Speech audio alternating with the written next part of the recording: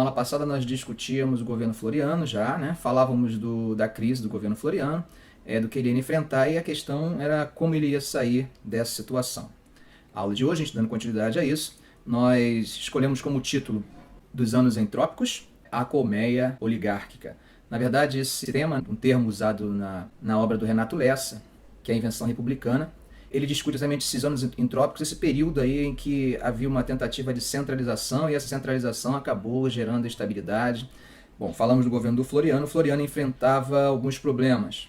A Revolução Federalista, a Revolta da Armada. Como é que essa repressão ia acontecer no governo do Floriano? A tentativa que Floriano faz também da criação de um poder central, de uma política centralizada, né? E como se daria a sucessão. Então vamos lá. Revolução Federalista. Essa Revolução Federalista, uma revolução que coloca em lados opostos republicanos e federalistas no sul do país.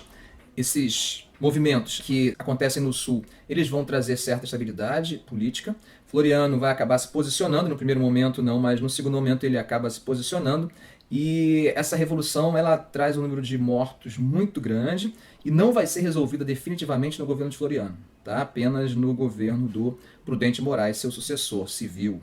Mas vai ser no governo Floriano que a repressão vai ser mais forte e vai, de certa forma, quebrar as pernas dessa revolução federalista.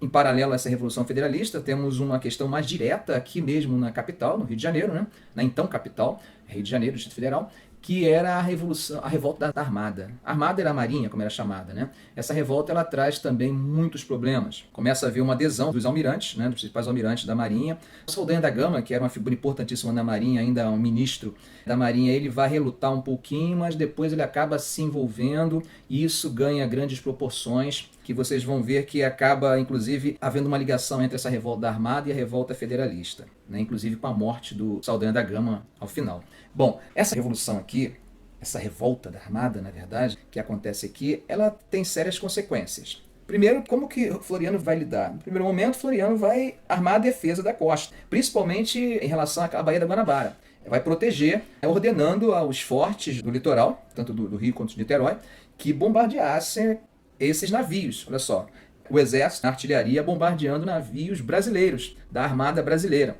É uma situação sui generis, mas isso não é suficiente. Vai ser necessário ao Floriano encomendar navios estrangeiros para formar uma esquadra de emergência para lutar contra a sua própria marinha.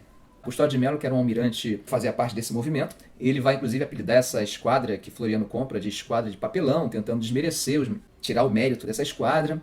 Mas o que acontece é que essa revolta ela acaba tendo consequências inclusive fora do país. Bom, a Baía de Guanabara era a entrada de mercadoria, de diferentes origens. Então, diferentes países tinham interesse nesse momento aqui. E tem um momento em que a Armada ela acaba criando um bloqueio na entrada de navios mercantes. Isso vai começar a atingir os interesses de outros países, inclusive dos Estados Unidos. Essa situação que acaba levando a uma espécie de ultimato dado pelo governo americano aos revoltosos, que são obrigados a suspender o bloqueio. Isso desmoraliza um pouquinho. Ligado também aos combates, você tem a oficialidade da Marinha percebendo que não tem mais condições de negociar, porque a própria abertura do bloqueio, de certa forma, desmoraliza um pouco o movimento, e eles acabam fugindo, pedindo, inclusive, refúgio em um navio estrangeiro, por acaso um navio português, né, esse navio que ia em direção ao sul. Esses indivíduos vão também nesse navio e, chegando no sul, desembarcam. E vão se dirigir exatamente para a região de conflito ali, que estava acontecendo no sul, como falamos, que é a chamada Revolução Federalista. O governo brasileiro ele vai estar extremamente insatisfeito com a situação, ao ponto de cortar, né, relações diplomáticas com o Estado português. Olha só que situação interessante. Isso está no contexto de um antilusitanismo que nós vivíamos nesse momento. Havia um certo olhar pejorativo em relação à figura do português. Em alguns pontos pela questão